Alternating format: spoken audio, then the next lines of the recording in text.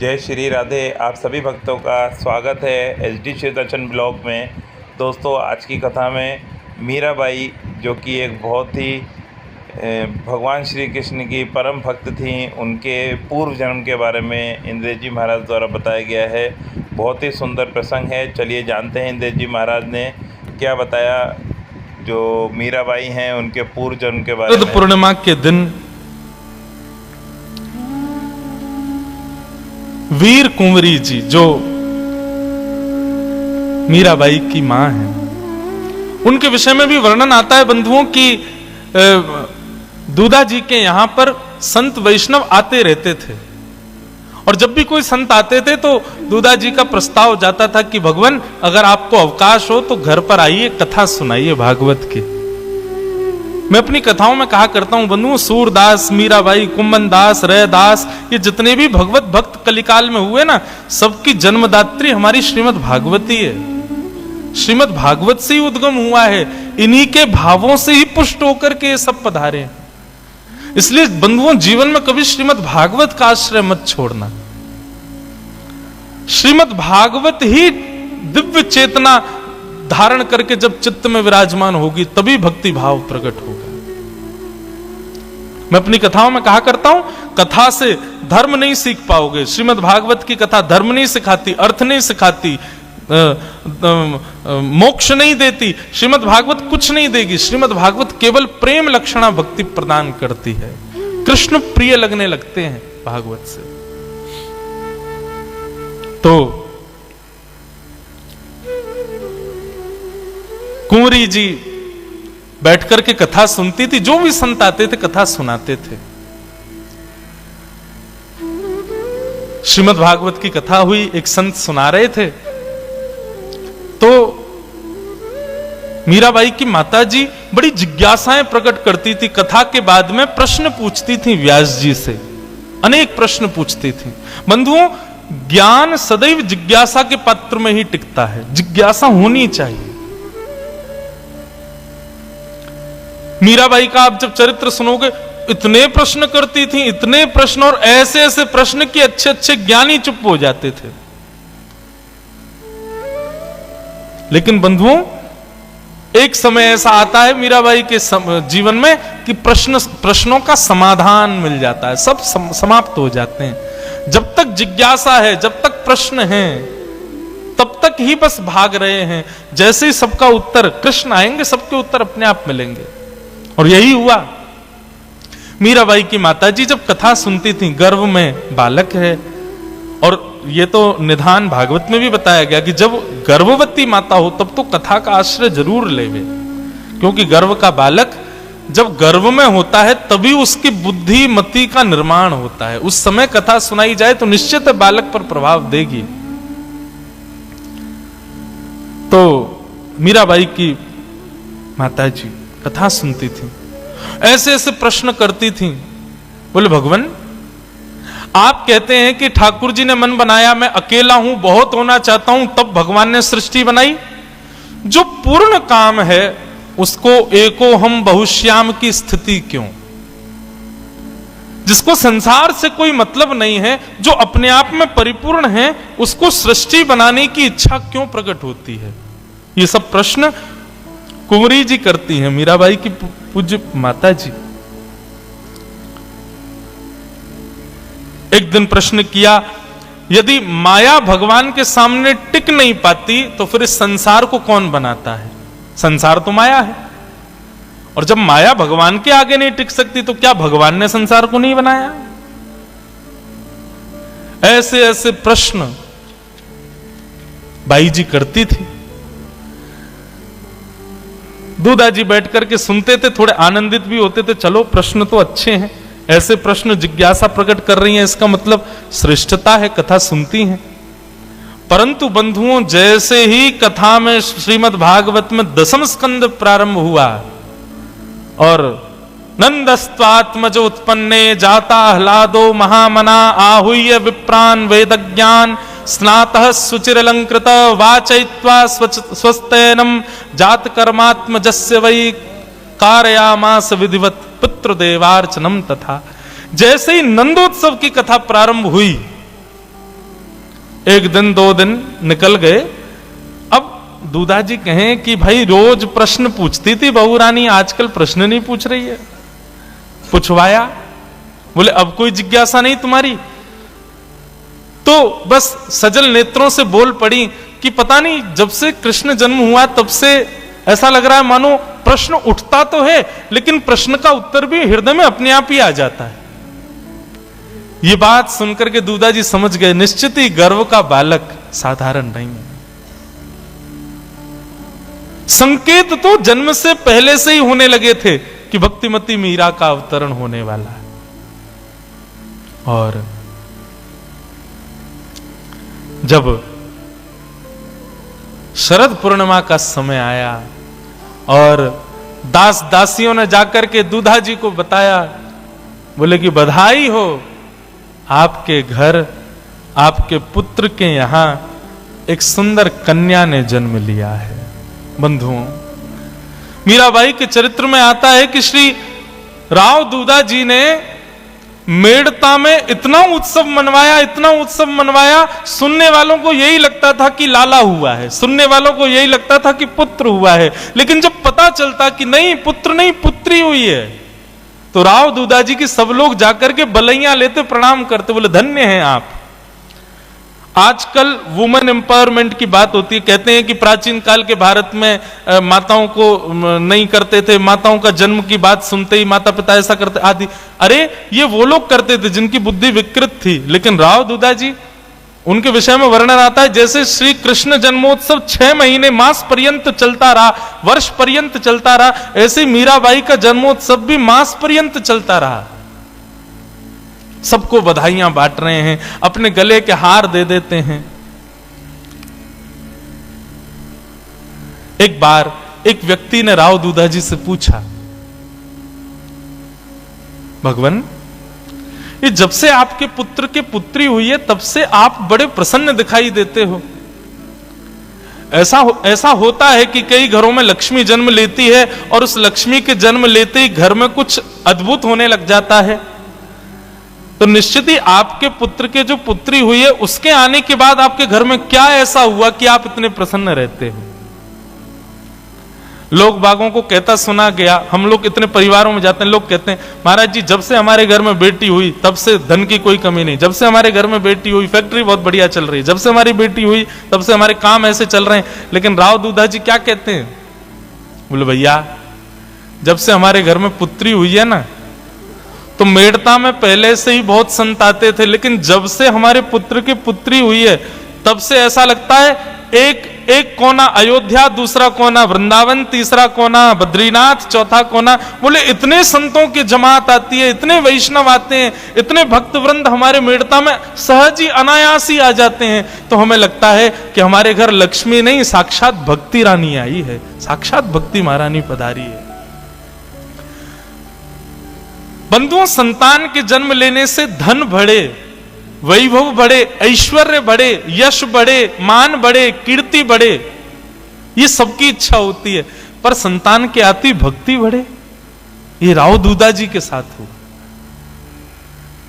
पहले जितनी सेवा पूजा घर में होती थी उससे कई गुना ज्यादा अब होने लगी जब से भक्तिमती मीरा पधारी।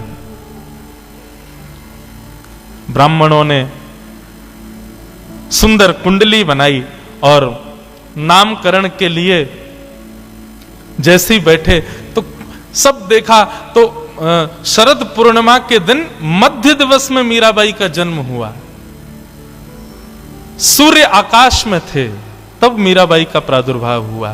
तो ब्राह्मणों ने नाम मीराबाई का रखा मिहिरा। मीराबाई का असली नाम मिहिरा। मिहिर कहते हैं सूर्य को। ऐसे सूर्य के प्रकाश में पूर्णिमा के दिन उनका जन्म हुआ, इसलिए नाम पड़ा मिहिरा। परंतु फिर अब घर में होता ही है कि लोग बाग जब नाम बोलते हैं तो फिर वो शॉर्ट फॉर्म हो ही जाता है। तो मिहिरा मिहिरा मिहिरा करते करते मीरा मीरा हो गया। लेकिन मूल नाम जो ब्राह्मणों ने रखा मीराबाई का वो है मिहिरा। मिहिरा नाम रखा गया। ब्राह्मणों ने, राजपुरोहितों ने आकर के बताया, बोले महाराज आपकी ये बालिका, इसके गुण कैसे? बोले शांत होगी, सुशीला होगी, बुद्धिमती होगी, ऐश्वर्यशालिनी होगी, यशस्विनी होगी, धर्मानुरागिनी होगी, भक्तिमती होगी, योगिनी होगी,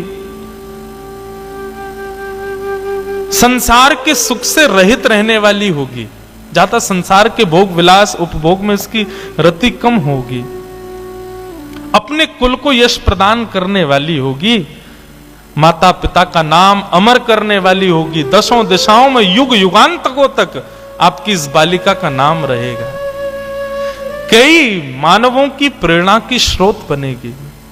और प्राचीन काल में बंधु, वैसे तो आज भी ज्योतिषी से आप पूछोगे तो वो बता देगा कि मृत्यु कैसी होती है, पर अब बताते नहीं है, पर यहां पे ये भी बता दिया, बोले इसका मृत्यु काल एक आश्चर्य बन के रह जाएगा, आपकी ये बालिका ऐसी होगी।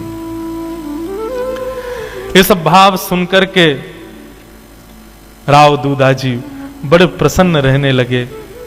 घर में उत्सव होते हैं, रोज नए संत पधारते हैं, कोई सत्संग की क्रिया होती है, कुछ भी होता है। धीरे धीरे मीराबाई 6 महीने की हो गई।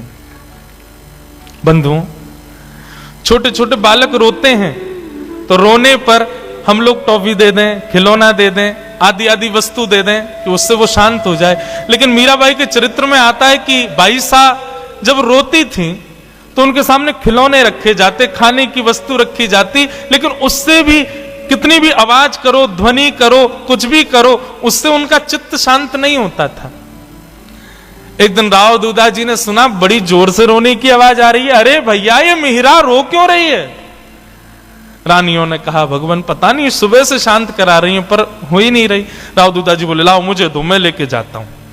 गोदी में लेकर के मिहिरा को राव दूधाजी बाहर गए और दूधाजी के बंधुओं महल में चतुर्भुजनाथ भगवान का मंदिर है, जहां चतुर्भुज भगवान विराज रहे हैं।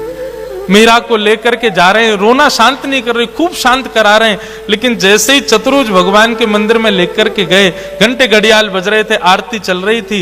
राव दूधाजी ने इशारा किया, देखो देखो लाली, सामने देखो, जय जय जय जय।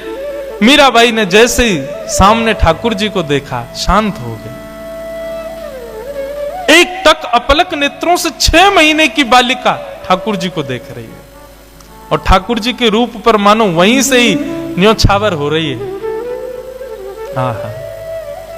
घर के लोगों को उपाय पता चल गया। अब तो मीरा जब भी रोवे सब उठा के उसको मंदिर ले जाए और मंदिर जाते कुछ मत करो, घंटे घड़ियाल भी मत बजाओ, बस मंदिर में जाके बैठ जाओ, मीरा अपने आप शांत हो जाती है। अब तो घर में जो भी आता है, मीरा जैसे ही रोती है लेकर के सब मंदिर भागते हैं और मीरा शांत हो जाती है। बंधुओं, आजकल तो पता नहीं, पर प्राचीन काल में ऐसा होता था कि जब बालक 6 महीने का बड़ा होने लगता, अन्नप्राशन संस्कार होता, उसको पहला अन्न खिलाया जाता। तब आज भी शायद मैंने 1-2 जगह वीडियोस में तो देखा, बच्चों के आगे 4-5 वस्तु रखते हैं। गीता जी रखेंगे, पैसा रखेंगे और छुरी रखेंगे और बहुत सारी चीजें रख देते हैं। बच्चे को छोड़ देते हैं जब वो गुटमुन चलने लगता है और फिर देखते हैं वो किसकी तरफ आकृष्ट होगा। तो बालक यदि चक्कू वक्कू पे हाथ धर दे तो माता पिता तभी रोने लग जाते, बोले अरे इसको सिखाना पड़ेगा, इसको सुधारना पड़ेगा, अभी से ही हाथ धर दिया। तो बचपन से ही माता पिता उसका फिर वातावरण शुद्ध करते थे, कहीं बिगड़ ना जाए। लेकिन वो बालक गीता जी पे हाथ रखता है या कहीं श्रेष्ठ स्थान पे, ऐसा होता था ना पहले, आजकल तो नहीं होता। आजकल बंधुओं करना भी मत। बताऊं क्यों? क्योंकि 9 महीने बालक गर्भ में रहा, उस समय माता पिता की ही चित्त वृत्ति शुद्ध नहीं थी, तो निश्चित है बालक जन्म लेते ही गलत वस्तु ही छुएगा, तो जीवन भर घबराहट में रहोगे। इसलिए बढ़िया अब करना ही नहीं ये काम। श्रीमद् भागवत कहती है बंधुओं, बालक का पालन जन्म होने के बाद नहीं होता, बालक का पालन तो 9 महीने मां के गर्भ में ही हो जाता है। उसको संभालते हो आप जन्म लेने के बाद, लेकिन उसकी बुद्धि और चित्त का निर्माण तो तब होता है जब 9 महीने वो मां के गर्भ में होता है। उस समय मां जैसी रहती है, जैसा सोचती है, जैसा करती है, उसका प्रभाव बालक पर होता है। श्रीमद् भागवत में 5 काम बताए गए। गर्भवती माताओं को 5 चीजों का ध्यान रखना चाहिए। 5 काम कौन कौन से? जैसे ही पता चले गर्भ में बालक आ गया है, गर्भ में बालक है, उसके बाद में मां जब तक बालक को जन्म ना दे इन 5 चीजों का ध्यान रखे। क्या? सत्यम, शौचम, दया, दानम, एक भुक्तुम तु भोजनम, वर्षावधि स्त्रिया कार्यम तेन पुत्रोति निर्मल। सत्य वाचन, सत्य बोले, 9 महीने तक मजाक में भी झूठ ना बोले। शौचम यानी कि पवित्रता रखे, अपने आसपास भी शुद्धता का ध्यान रखे। दया, सब पर दया करे, शत्रु भी आ जाए उससे भी प्रेम से ही बात करे। दानम, रोज कुछ ना कुछ दान करे। और 5वां और सबसे कठिन, एक ही बार भोजन करे, बाकी के समय फल खा करके पौष्टिक आहार ही खावे, भोजन एक ही बार करे। इस प्रकार 9 महीने जो माताएं ध्यान रख करके अपना शैशव काल, अपना गर्भस्थ का काल जब निकालती हैं। और 6वां काम, रोज भागवत की कथा सुने, रोज वैष्णव भक्तों का सत्संग श्रवण करे। तेन पुत्रोति निर्मल, उसका बालक साधारण नहीं होगा। तो मीराबाई का ऐसा स्वरूप, स्वभाव। अब तो उनको लेकर के सब मंदिर में ही बैठ जाते हैं। धीरे धीरे मीराबाई थोड़ी और बड़ी हुई। घर में एक संत पधारे। घर में क्या चलता है उससे मीराबाई को ज्यादा रुचि नहीं होती, लेकिन संत वैष्णव आते हैं, बचपन से ही मीराबाई उनके पास जरूर बैठती है, पूछती कहां से आए हो, आपका नाम क्या है, आप ऐसे वस्त्र क्यों पहनते हो, आपकी इतनी बड़ी दाढ़ी क्यों है, ऐसी जटा क्यों रख रखी है, यही पूछती रहती मीराबाई। और नेक्सी सी नन्ही सी बालिका के मुख से तोतली वाणी से ऐसे सुमधुर स्वर सुन के संत जन खूब आशीष देते हैं मीराबाई को। एक संत पधारे, अपने ठाकुर जी की सेवा कर रहे थे। मीराबाई पहुंच गई और बैठ करके ठाकुर जी को देख रही है, कैसे सेवा हो रही है, कैसे आरती हो रही है, पंचामृत स्नान हो रहा है, आदि आदि सब देखने लगी। संत ने धीरे से पूछा, तुम्हारा नाम क्या है? मीराबाई ने अपना नाम बताया, मेरा नाम मीरा है। मीराबाई बोली, आप क्या कर रहे थे? बोले, ये मेरे ठाकुर जी हैं, मैं इनकी सेवा कर रही थी। मीराबाई बोली, ठाकुर जी तो हमारे मंदिर में बैठे हैं, 4 भुजानाथ ठाकुर जी तो वो हैं, ये कौन है? बोले, वो बड़े ठाकुर जी बेटा, ये छोटे ठाकुर जी। बोले, अच्छा ठाकुर जी इतने सारे होते हैं? बोले, अरे जैसी जिसकी भावना वैसे ठाकुर जी हो जाते हैं, जरूरी थोड़ी है। तो मीराबाई बोली, तो मतलब हमारे मंदिर में जो 4 भुजानाथ हैं वो ठाकुर जी नहीं है, ये ठाकुर जी हैं। बोले, नहीं, ये भी ठाकुर जी हैं, वो भी ठाकुर जी हैं। बोले, 2 ठाकुर जी कैसे? अब मीरा आपके पास बैठी है, अब हमारे राव दूधा जी कह रहे हो मेरी गोद में, ऐसे कैसे? मैं तो आपके पास हूं ना, ठाकुर जी 2 जगह कैसे हो सकते हैं? मीराबाई की नन्ही सी ये मधुर बात सुन के संत बड़े प्रसन्न हो गए। संत समझाने लगे, अब मन में सोच भी रहे हैं छोटी सी है, इसको क्या समझाऊं मैं, लेकिन फिर समझा भी रहे। बोले, बेटा ठाकुर जी उपासना के बिंदु होते हैं, हम उनकी उपासना करते हैं तो ये प्रारंभिक स्थिति होती है कि एक जगह ठाकुर जी को मान करके उनकी पूजा की जाती है, फिर